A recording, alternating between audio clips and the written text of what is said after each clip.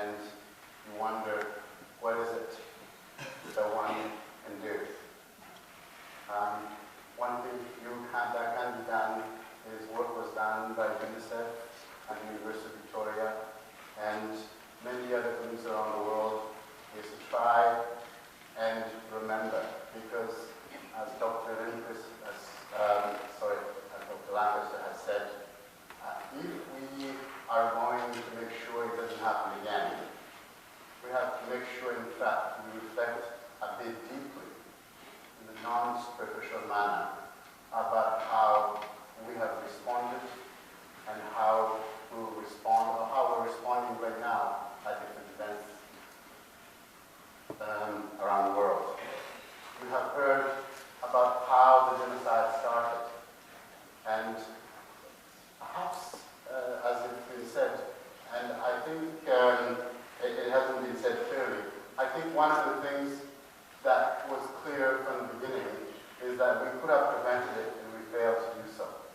Not by we, perhaps, I mean the international community.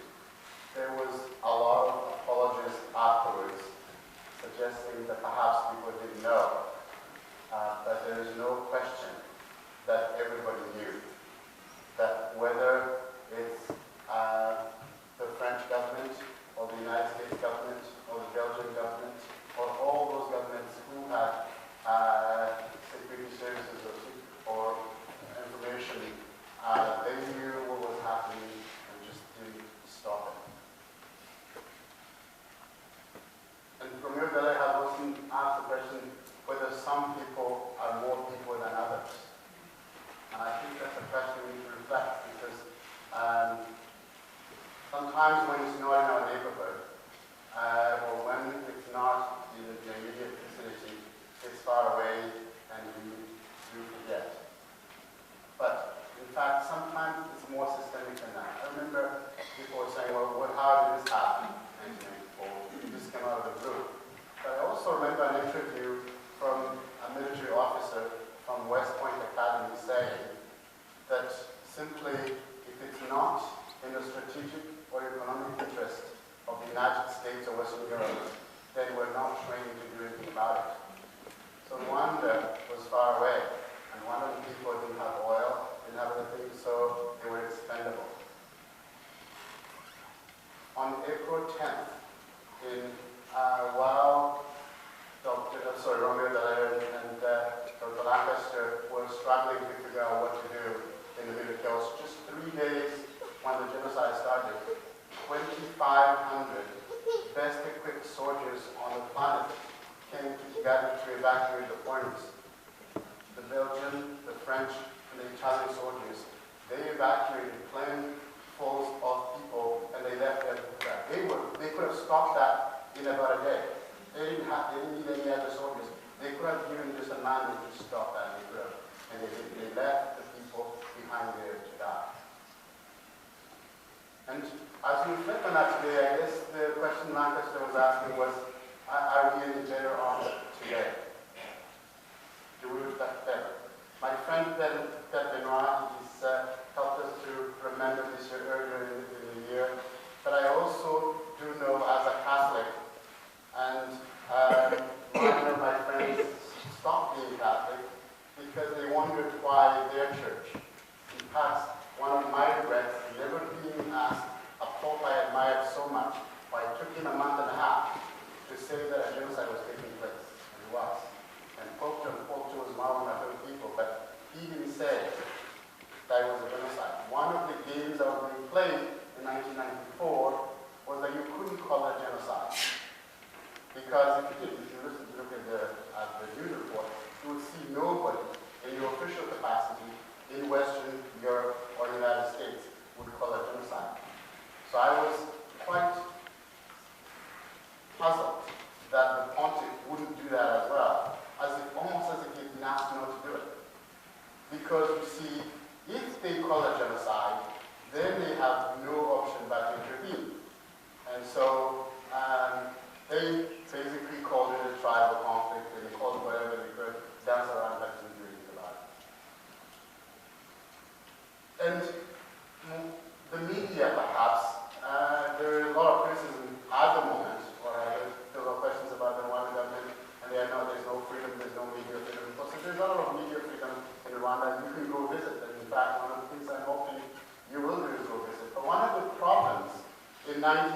before was media was used to make sure that people kill each other. And so I think it would be irresponsible to allow media to be free to divide people. And I think that's an important point to make to people who say, well, there's media restriction. You're free to speak, but you're not free to preach division and divisionism. You're not free to say genocide didn't take place or to dilute the concept of genocide. That's what you're not free to do. And so we changed people. So we can, in fact, those who were in power, I do remember Bill Clinton going to Kigali and saying that he didn't know. I think he knew. But I think he realized later that he had made a mistake. And I must say, he has done a lot to work with Rwanda in the recent times to help atone to some of the mistakes he made. Tony Blair calls Rwanda a beacon of hope 20 years later. And his organization works to helping the governments of different countries, in particular of Rwanda. They have said that they can't find a better model for development than they have in Rwanda. That the leadership that they have seen is second to none. So as I stand here today, in 1994, I was sick, and the survival of genocide sometimes, when one is safely outside, you are guilty. The many people who do testimonies, they don't feel like they're lucky. They feel like maybe they should have died with the others. And that's, of course, the remorse people feel in the process. But I was safe here in the woods, and a while ago I told somebody that I talked to trees, and they thought I was kidding. But trees, in fact, saved a lot of people in Rwanda. The forests and the marshes in the process. One of the trees that you could do that. I was in the woods at Fisher College when the genocide happened, and I spent many time in those forests trying to help people. And so, what we can do now is in our neighborhood, in our families, in our communities, for me now I see my colleagues, Muslim colleagues, you speak with them so that you can try and wrestle with some of the challenges that Lancaster was giving us. How do we get prepared? Are we prepared to, what sacrifice are we willing to make to make sure never again doesn't happen? So that make sure that when it's happening anywhere in the world, that it's far away, but it's part of us. And we have to figure a way to make it personal. And so by remembering, by meeting people, by understanding each other, we are able to do that. And so I say to you as we meet today that I think we should try and one thing I said was, what you think about all of that here and you say, what did I do? And I see John over there. John Jordan. I was trying to invite him, getting more than preference. And he has been in Rwanda many times, and he has visited. And there are some people who are not here, but who have been in Rwanda, who know people in Rwanda. And so one of the things you can do is go visit and go do whatever help you can give. I am trying to remember what the name of your organization is. I don't know it. You can ask. Innovative communities. Innovative communities. And I know that the people in Vancouver from Grace Rwanda, how many people from Grace Rwanda is here? That's right. There's somebody back there. Is that Elizabeth? Elizabeth is there. And then Grace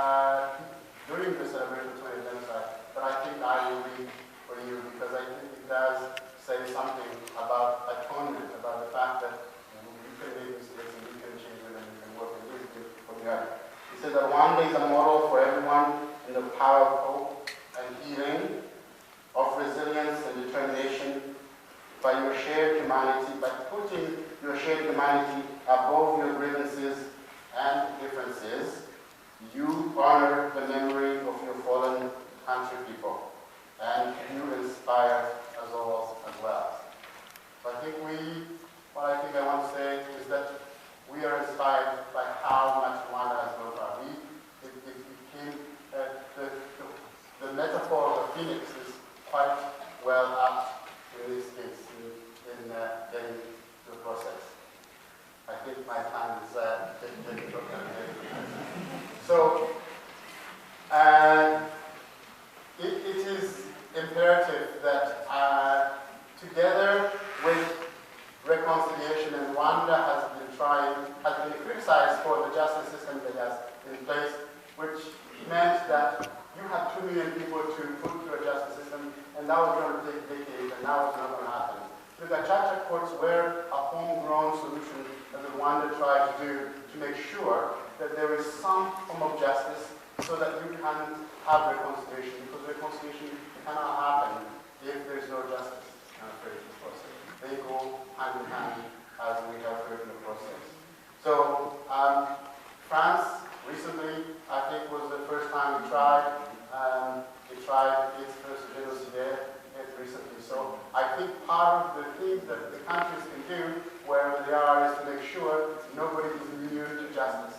That those people who organized and orchestrated the genocide, wherever they may be, that they are put to justice. And that is an important thing that can be done. And I'm going to ask Benoit and other people, I'm going to ask right to my bishop, I think, to ask that those priests who participate in the genocide are not, they are safe and protected by the Vatican. So I think they should be translated, put in front of justice system, so that they can in fact account for their mistakes, that the whole that they contribute. The reason I mention that, and I'm going to finish that quickly, is that in 1960, when I left Rwanda, when I went through the process, is that I can see my mom back there. She had a baby on the way in the forest, on her way out in the process, and something would do that. The difference in 1960s and now was that although the church had in fact orchestrated the division between the ethnic groups, in fact churches were sanctuaries. That if anybody went to a church in 1960, they were safe. They were safe at that time. And the problem was that in 1994, they thought the same thing was true. And when they were gathered in churches, their priests delivered them to the genocide, and they were killed. And the church could have said no, because the church could have, if the church had condemned what was going on, it wouldn't have happened. That's what I was saying. So it's important that we realize that, and that we take stock in what we do in our daily lives. It's a cliche nowadays that Gandhi said that we should be the change that we want to happen in the world. And maybe sometimes we feel like you're not alone, you can't do anything, but it may be that in this room there are people who haven't been in a room with a mosquito. But one mosquito in a room, for those of you who know, it can be a lot of havoc on you. So if a mosquito can do that, we can do the same, and one at a time. And one of the survivors of genocide said, her name, many of you have read her book, her name is Yvette, and she said that she believes that we can heal